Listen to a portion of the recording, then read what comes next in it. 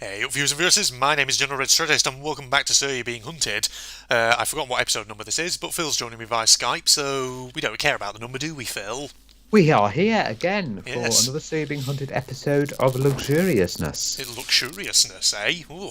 Not just a Sir Oh, You're Being Hunted episode, but a luxurious one, ladies and gentlemen. yes, we have got a So You're Being Hunted episode which will be full of spirits and fun and great sun.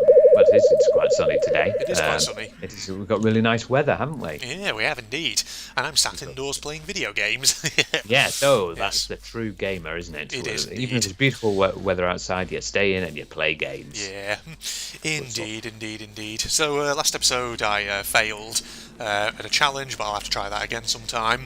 Obviously, you haven't seen this yet, Phil, because the video hasn't actually gone out as of when we record this, but that's okay. What is the ratio? What is the ratio of challenges passed to challenges failed? Probably That'll a be an good, interesting decent, little ratio. even split, I would imagine, knowing me. Yeah. For every one that I've succeeded at, there's probably one that I've failed at, or an attempt where I've failed, or whatever. But yes. Now, Phil, you had an interesting idea, of course, for this episode in terms of something to talk about. So would you like to introduce the subject Yes. for today? Now, quite a while ago, we did a best and worst of various video games. We did, where I gave you a selection of games, and you gave me your good moments and your bad moments from Indeed. the games. Not like specifically the best and the worst, but the bits that you found good Yeah. or amazing, and then bits you found disappointing or things like that. Indeed. And we're going to do a part two Yes. of various other different games. Yeah. I 'cause, still look back on the thumbnail I made for that episode where we originally did the best and worst, and I'd say it's one of my favourite Sir thumbnails I've done, because it's not even like anything special, it's just basically a Sir being hunted screenshot, and then I got some character PNGs and just plastered them over it, so there's Rayman, there's John Marston, there's the Grunt There was, from yeah, Amnesia, and Kyoko Kirigiri. Yeah, quite a few, didn't you? yeah, I did. Just Yeah. wedged on there, indeed. Just is because we know. Yeah, we did quite a few last time, and we got your opinions on various different games and what you liked about them, what you didn't like about them. Yeah. Because you rewatched that original episode recently, and you texted me all the games that we did do in that episode, Yeah. and I was surprised actually at how many there were. Yeah, we did do a fair chunk. We did. A fair chunk. While I was trying to think. So we should do another sort of part two, just to see what other sort of games we can think of and what you Yeah. what you liked about them, what you didn't like about them. Indeed. Because it's always interesting, and if any of the viewers have played the games themselves, they can have a go as well and give me their views down in the comments and all that. down in the comments. Yeah, absolutely. Indeed. So, Phil, do you want to suggest one of my games that I've played first, or shall I start with one of them, or how do you like to do it? Well, you could do it either way. Yeah, I mean, 'cause last time it was just me Yeah. throwing out games. So to maybe add a bit of a different element to it, we can get you to Yeah. pull out a game as well, and then give your views on it. Yeah. But so we'll do that. So I'll start. Okay. And the first game I'm going to give to you is because the last time we did the first Danganronpa game. Okay. So we'll do the Goodbye Despair. So Ooh, number 2. Danganronpa 2. Yeah. Okay. So definitely one of the best things for me about that game was it actually has some of my favourite Danganronpa characters in it. So namely old what's he called? The Ultimate Breeder, Gundam Tanaka was one of my favourite from sort of the male cast in that, because he was so out there and weird. From the female section of the cast, obviously Sonia Nevermind I thought was a very entertaining character. Oh yeah. But I mean, the thing is, like, a lot of the characters in Danganronpa 2 are entertaining in their own ways, and most of them I quite like as characters, with just one or two exceptions. Yeah. And so yeah, I think one of the best parts of that for me was the characters. So Right, that okay. was one of the best things. I mean, it's not the only thing I really liked about that game, but it's definitely one of the standout things. The other thing that I thought was very good about Danganronpa 2 was just the plot with the twists that you'd expect in it and all that. So yeah, Good old that, Danganronpa 2. Yeah. It's good that they made a sequel. Obviously, a lot of people must have liked Trigger Happy Habit yeah. to warrant that. Yeah. Indeed, yeah. Okay. Indeed. So the worst aspect then of Danganronpa 2, what didn't I Or like? Or bits you didn't like. It doesn't yeah, have to be the absolute worst, but bits you didn't like or thought could be improved upon. yeah. So I'll stick a little bit with the characters. As kind of the subject there. So whilst the best thing I liked, well, one of the best things I liked about it was that it had some of my favourite characters. There were also a couple of characters who, if I was the writer, I probably would have changed in certain ways because I wasn't so keen on them. So the two characters in particular who I would have changed in terms of their personality: number one, Hiyoko, and number two, Teru Teru. I don't know if you really remember much of their personalities. Okay. Hiyoko was the one who was an absolute freaking insulting brat, and Teru Teru was the character who was just an absolute freaking borderline sex offender.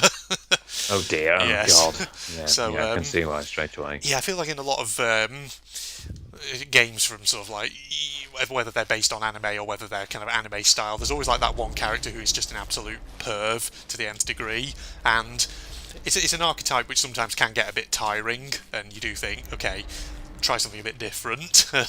Yeah. Yeah, it does seem a big trope, doesn't it, in anime that? Yeah, it does. So Okay. yeah, that's probably the thing that I would put down as worst in Danganronpa 2. But Danganronpa 2, great game, thoroughly enjoyed it.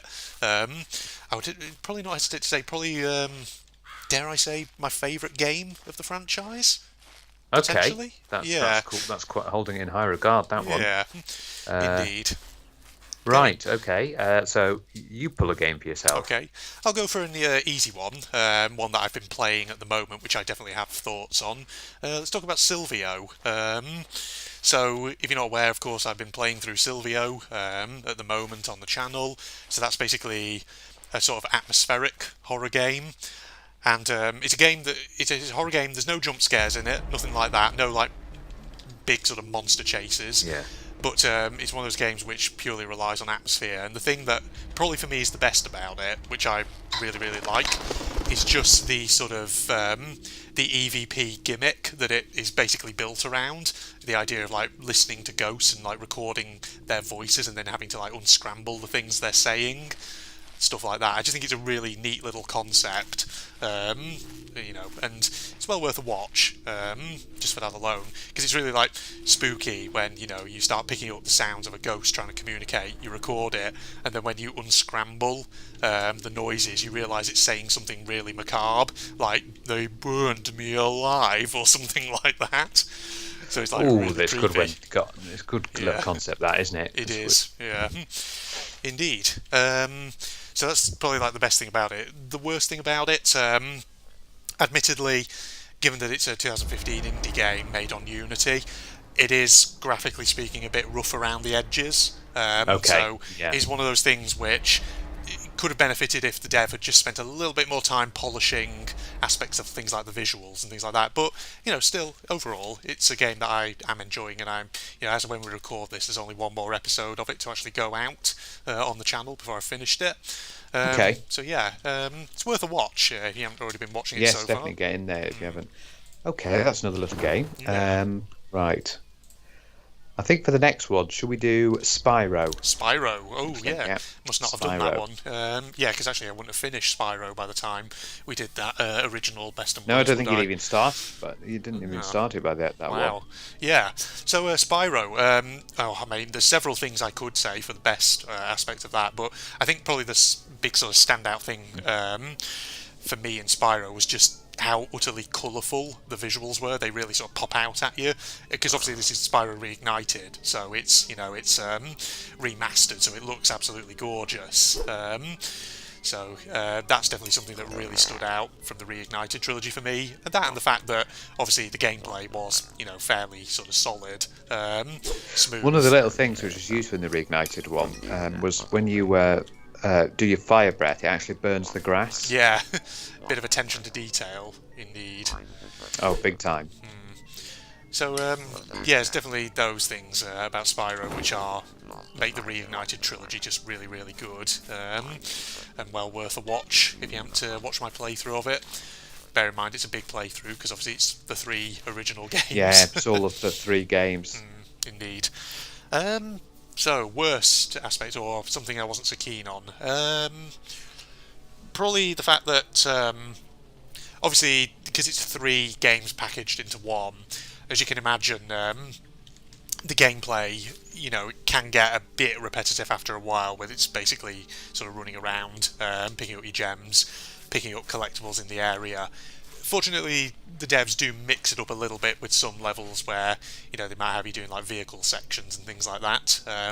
But yeah, I suppose that if there is one minor criticism that I would have to make, it is sometimes, yes, the gameplay can get a bit repetitive at times, but it's a minor criticism that I still enjoyed the game there's some overall. interesting. Some of the eggs Yeah. are difficult to get. They for are, example, but you gotta mix it up, haven't you? Indeed, yeah. But Spyro overall, Reignited Trilogy, well worth playing, especially if you're into like 3D platformers, things like that. Spyro's a classic, so yeah, definitely go and watch my playthrough of that if you haven't done so already.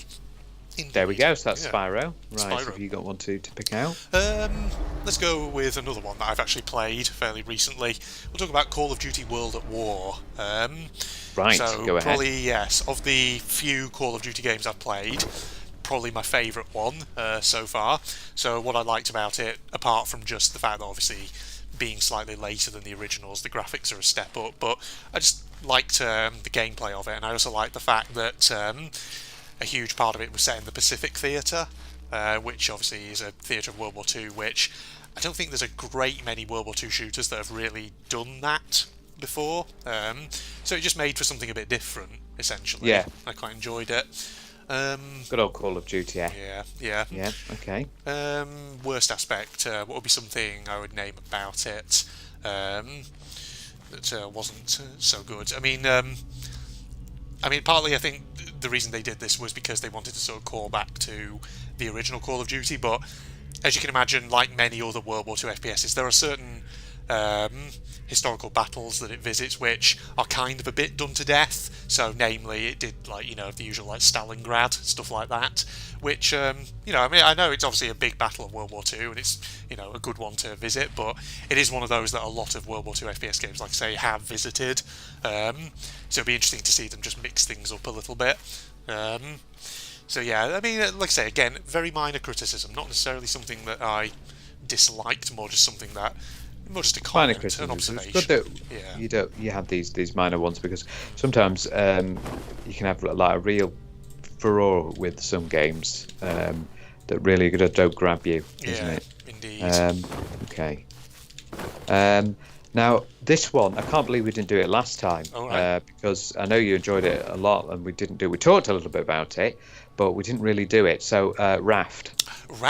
Oh yes. That's so it's a survival game where you build your raft out at sea. Oh, is it? I never would have guessed that. You never would have guessed it, would you, Phil? Right, yeah, but so obviously for anyone who doesn't know, Raft, probably one of my favourite survival games from recent years. I do actually really like it. What do I probably like most about it, or what would I select as my best? I think just the sedate nature of the gameplay in it, I just really, really enjoyed, apart from, things like the nice sort of pleasing visuals. So the gameplay, I think for me, the gameplay just really was nice and smooth, and especially because with these survival games, often you have, obviously crafting is always a big part, and one of the sort of challenges I think for survival games is getting things like crafting menus into the kind of the right shape, so that they're just nice and intuitive and simple and easy to navigate. God, yeah, because if they become overloaded or anything like that, it can cause real issues. And that's for me why, for example, I prefer, say, like Raft to games like Stranded Deep, just because I sometimes find games like Stranded Deep their crafting menus can be a bit more complicated and a bit sort of less smooth, and it just makes that Raft, I think, just overall just the smoothness of the game, I just felt was the thing that I really liked about it. So that's probably what I would say is one of my favourite aspects of Raft. What's something that I would say is my kind of least fave? I'd say probably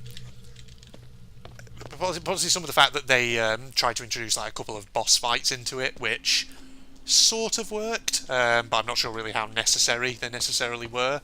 So, for example, they had like this one where you fight this giant shark in a flooded building, and it's okay, but obviously I do wonder when the devs started making Raft, did they originally intend for there to be sort of boss fights like that, or was that kind of something that they decided to add a bit later for the sake of a bit of variety? Because Yeah. Okay. yeah, Well. I sometimes just felt like the movements of the character in the water maybe aren't quite really fast enough for that kind of for like a fast-paced boss fight, so to speak. I mean, it works in the end, but and I did manage to obviously beat the boss fights. But yeah, it's just something there. So Well, that's good. I yeah, mean, we're already doing better than last time because last time there was some games where you're like, oh, I'll have to get back to you on yeah, that. indeed, indeed. It's because I've had to think about some of them beforehand, Phil. Yeah. Yeah. Right. Uh, On to the next okay. game then. Yeah. Shall I pick one out? Let me Yeah. think. What shall I go with? What shall I go with? Again, I'll sort of stick with my theme of games that I've played fairly recently.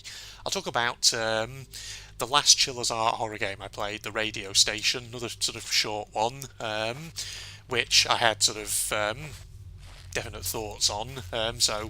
Yeah, Radio Station, another sort of good, sort of very dark, atmospheric Chiller's Art horror game, and the atmosphere of it is probably the thing that I would hold up as sort of the best Hmm. element of it. Because the Chiller's Art games, they're always very atmospheric. How did you discover them? I've always been curious. Yeah, How did you discover the Chillows Out I games? think it was when I saw the thumbnail for a Markiplier. Was it Markiplier? I can't remember if it was Markiplier or a different horror YouTuber playing the convenience store, which Right. I watched like the first couple of minutes of it and thought this actually looks really interesting. So I went and checked it out on Steam, stopped watching the video, and thought, yeah, actually, all right, let's get this because it's going for cheap. Yeah. The individual Chiller's Art horror games don't cost much to buy on Steam because they're only short and all that. So I bought it, played it, thought that's actually really interesting take on horror with its like grainy Uh, sort of VHS yeah, with Strange aesthetic. Game, and Yeah, that's what got into it. yeah, Yeah. very Okay. analog That's an horror. intriguing little thing. Yeah. Indeed. Um, so worst aspect or something on the other side of the scale about the radio station, I think probably the driving mechanics and it being a bit janky was Yeah. probably the thing that sort of let it down a little bit. Because yeah, if you watched my playthrough of the radio station, which it was only short, it was only like 2 episodes. I can't remember if it was in the first one or the second one, but yeah, you'll probably have noticed that the driver mechanics they're okay, they function, but they're not the best, and there was at least one area I remember where I did get the truck stuck on a bit of the geometry. So yeah, it's just something about that could have maybe had a bit more polish in it. Right. Yeah. Okay. Okie dokie. Right.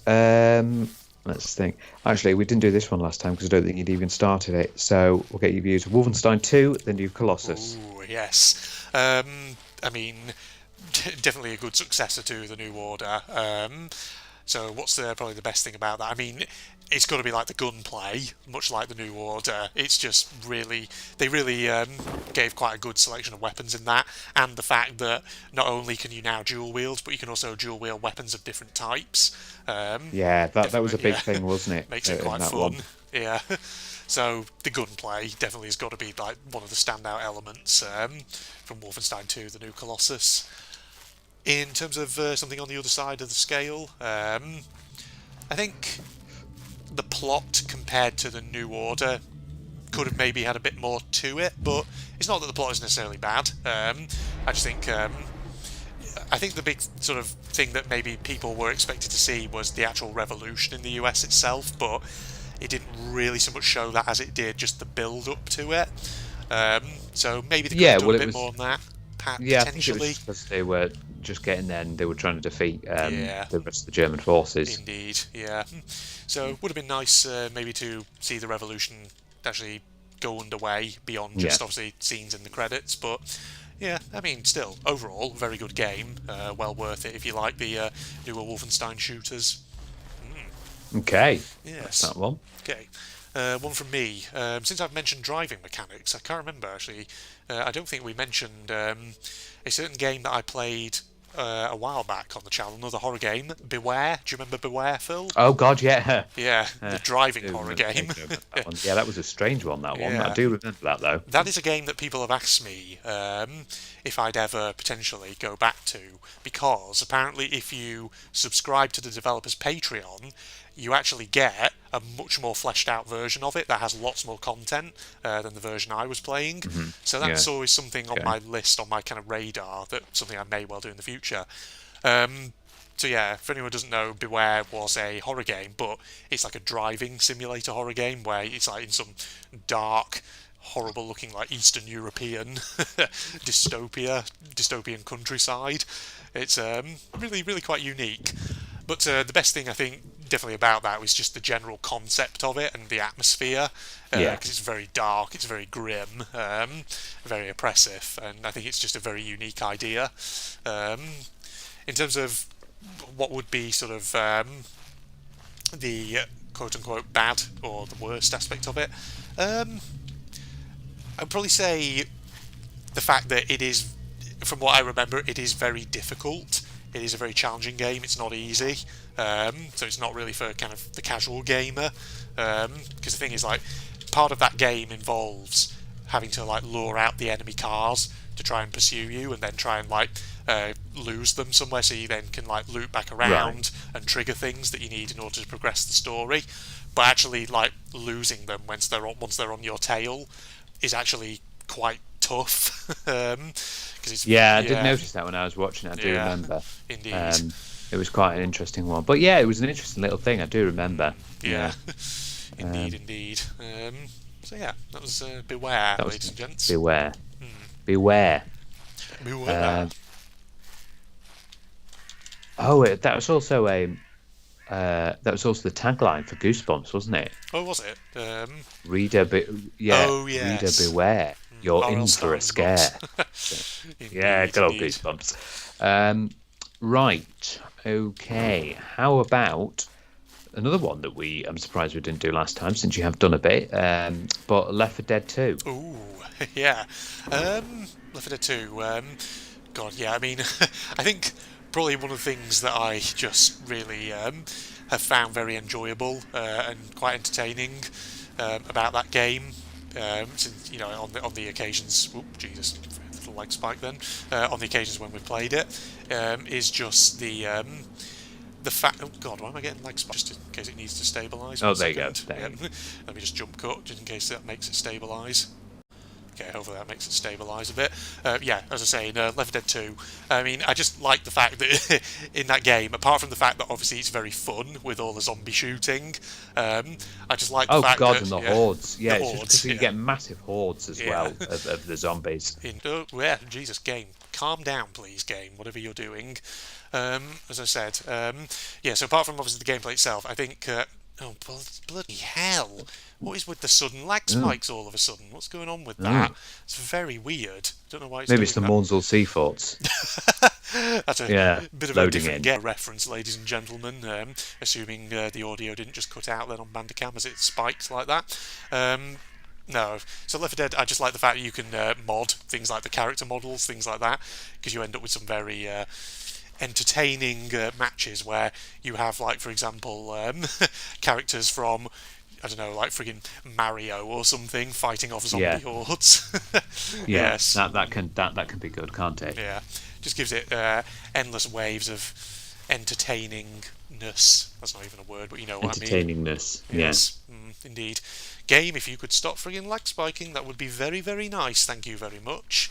But yes. What about on the other side of the fence, the sort of the worst aspect of it? I think not really. This is not really to do with the game itself. It's just the fact that I don't really have anyone to actually properly play it co-op with, because I would love to do it as co-op. Hides in shame. Indeed. Oh, Phil, this is one Oh, day. Phil, he'll get We it. got to get you back on Steam at some point, lad. Indeed. Interesting little moments there. Okay, Indeed. pull one. Your turn to pull one. Yes, what game shall I go with Said it wrong. next? Sorry, I beg your pardon. To pull Your turn one. to get a game out of the ether. Yeah. I'm just trying to think. Did we talk about Absu last time? No, we didn't. No, That we was one didn't. I was thinking of actually. But Yeah. yeah, Absu. Go for that Absu, one. yes, the underwater adventure. So I just really liked the visuals in that one were just they were so gorgeous to look at. It's one of those games that is just constant eye candy because they Yeah, put so much effort into the visuals of it, and it just really paid off. And you know me, obviously I like anything to do with maritime, nautical, underwater settings, that kind of thing. And Absu was just a very colourful, vivid, it was, eye-catching, wasn't it? Yeah. splendour. Um, the thing that I probably on the other side, so the thing that I thought was kind of worst about it was just how short it was. I would have willingly loved it if it was just a little bit longer.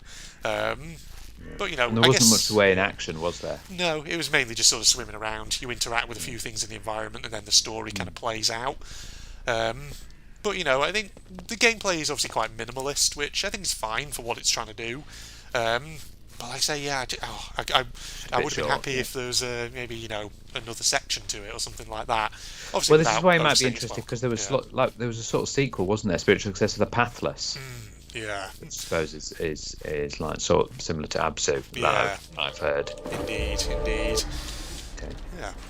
Absu. Right. Well, we're going to stick with the sort of a marine underwater theme. Okay. Okay. Subnautica. Subnautica. Ooh, yes. Again, I could talk about the visuals in that one as being one of its strong points. It definitely looks good. I think also on top of that, it is also a very enjoyable survival game because, again, it's one of those where things like the crafting and just the general gameplay mechanics are fairly smooth, and they do sort of come to you quite nicely. So yeah, that's definitely a plus point for that one. So Okay. Subnautica, very good. What would be the sort of something I would criticise or something I think could be different or better? Um, Trying to think. Uh, Probably. Ooh, Oh, is this going to be is this going to be the first? Oh, I'll have to get back to you on that. I'm trying to think. Possibly. Actually, I was going to say maybe the length, but then again, I've not yet completed it. So actually, no, I'm not going to say Yeah. that. It's just based on the fact that there is a storyline to it, and obviously, but in order to get the storyline to unfold, you need to sort of like visit places of significance on the map. So I imagine that's one of those things where, obviously, because you're crafting and you're building bases and things like that, and obviously at the same time you're trying to make sure that you survive. It can take a bit of a while, but I don't know.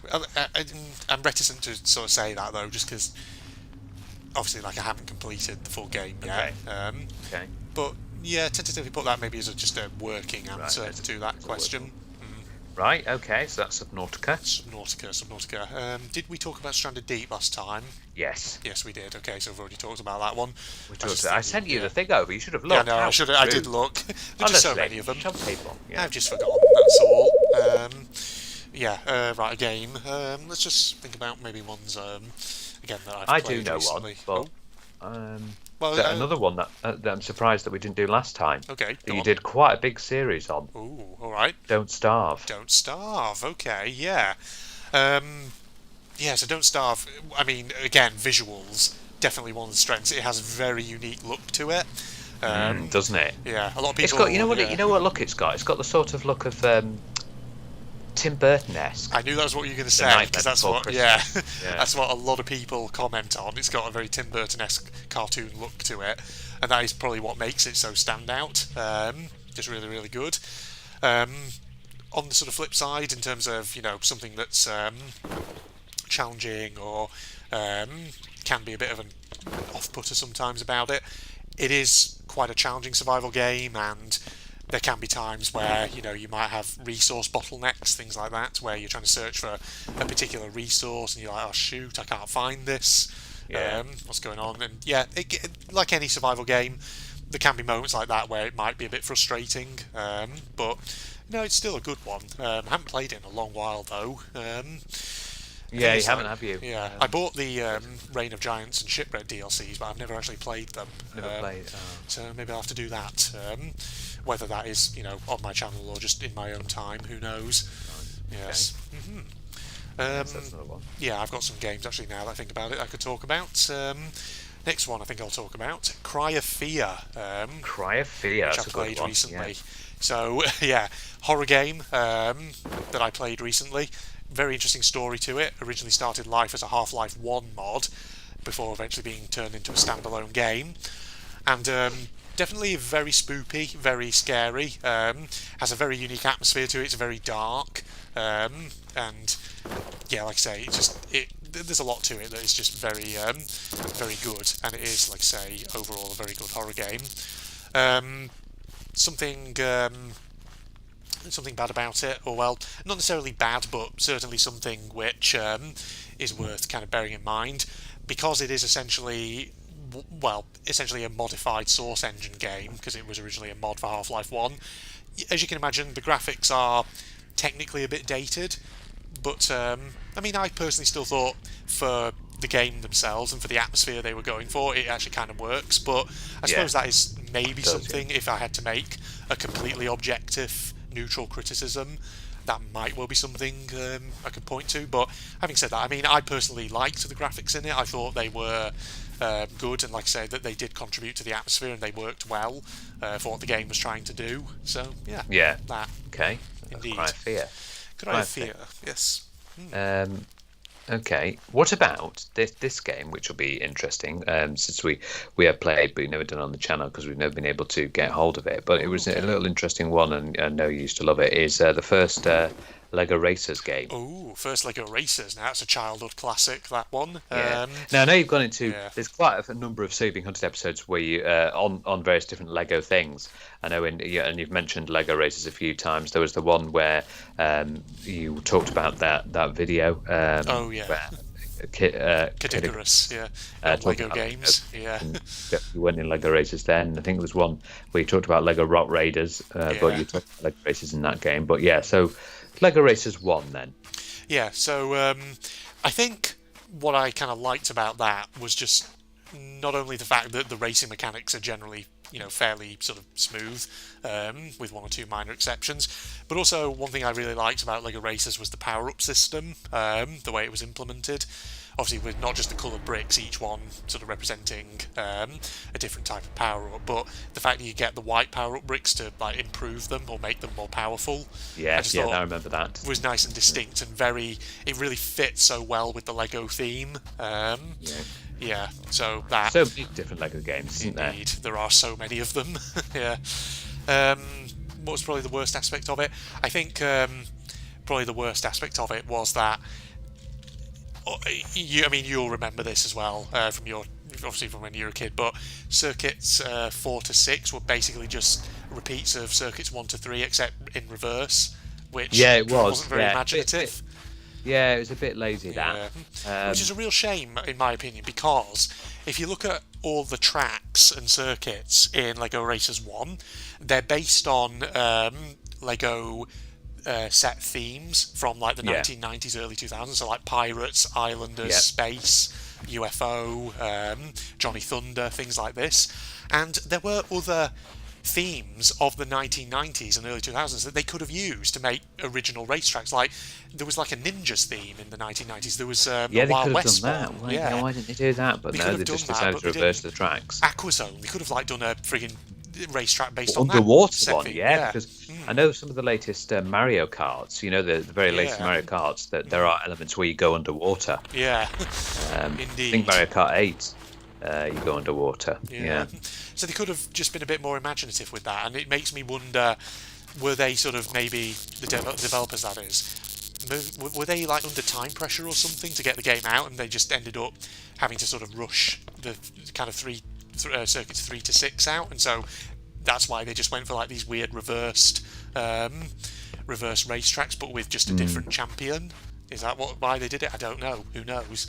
Don't know. We can't see into the minds, can we? We can't. Yeah.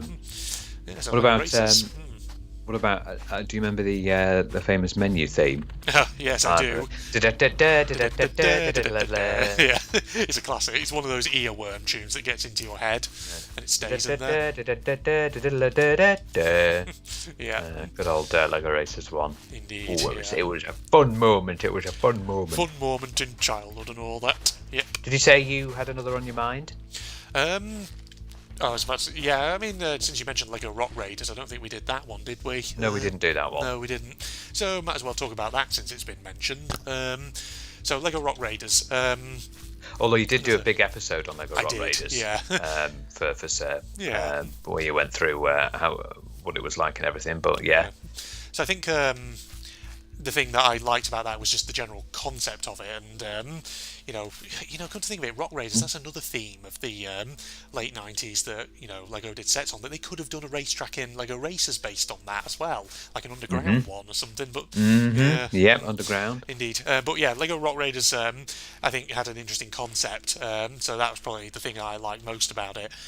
What I would say in terms of the worst quote unquote aspect of it is just that aspects of the gameplay could have been tweaked a bit. Because the thing is, like, the way a lot of the maps in Lego Rock Raiders, from what I recall, worked is essentially the objectives were always gather a certain number of energy crystals, and I think some of them they could have maybe just varied that up a bit, just to spice them up. Because some of the levels I remember, like especially the later ones, it's like you have to find 50 energy crystals or whatever, which can take a while, from what I recall. So could have just maybe tweak things up a bit in that regard in terms of like mission objectives or whatever. That makes sense. Yeah. Okay, that's interesting. Yeah, well, I think we've had a good chunk of additional games there. Indeed, yes. And that's been fun. I've enjoyed that. Have you enjoyed that? Ooh, yes, I have enjoyed that. Yeah, Phil. we've It's gone been very through some good. more games. But I think just one more, and this time instead of me saying best and worst, let's just round it off with a game that Phil played in his youth and get him to say best and worst about that one. I'm going to say, Phil, Jack 2. You remember Jack 2?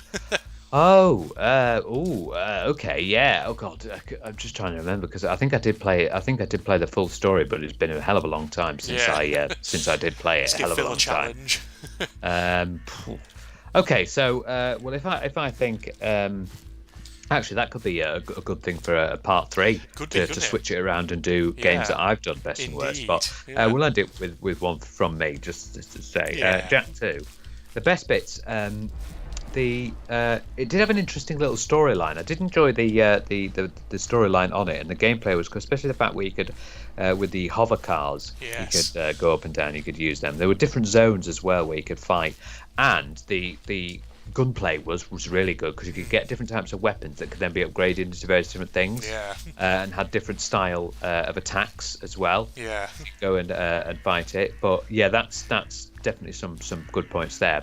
On the negative side, let's think now. On the negative side, it was a bit overly linear. There were moments where when they'd give you a mission and you'd go out into the because the main area was Haven City, and you'd go into the out into the various different zones, and you'd do that and then come back. It was a bit do that and come back. It wasn't the case with the whole game, but yeah, that bit was a little bit annoying sometimes. And also the fact that what was annoying is if you accidentally even just did one shot or one little shot at a one of the pedestrians, the security or military guys will be on you like a fucking bee on a flower. It's like bloody hell, they would never give you a rest. Indeed. But yes, that's my views on Jack 2. I've said it before, but there's so many classic games which have never been ported to PC, which is a real shame. And the Jack games, of course, are one of them because I would have loved to play those on PC. Well, I think it's owned by Sony, so that's why it's only PlayStation. But mind you, they did bring others. But what do you think, viewers? Do you want us to do a part 3 but switch it up so I do the best and worst? Of games that I've played or games that I've done with you together. See what they think to that. Indeed, indeed. Give us a comment saying if you want to see a part 3 on that. Yeah. Well, thanks for joining me there, Phil. That was a good discussion. We've had a good discussion, yeah, absolutely. Yeah. All right, well, we'll wrap up here then. Facebook to the links down below, along with a link to my propagandist channel for anyone interested. If you enjoyed, a like is, of course, always appreciated. But other than that, it's the two of us signing off now. Goodbye, everybody. Bye-bye. Don't know if you want to do that necessarily, but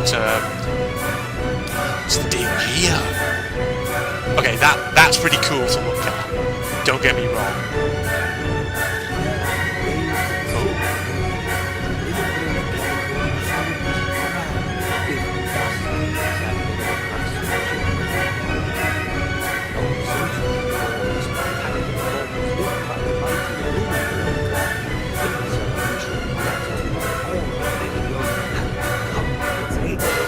Which even then was long, long ago. And its splendor faded in that steady flow of time, and still is one of the most majestic sights in all of Moscow. Yeah, I'll agree to that, definitely.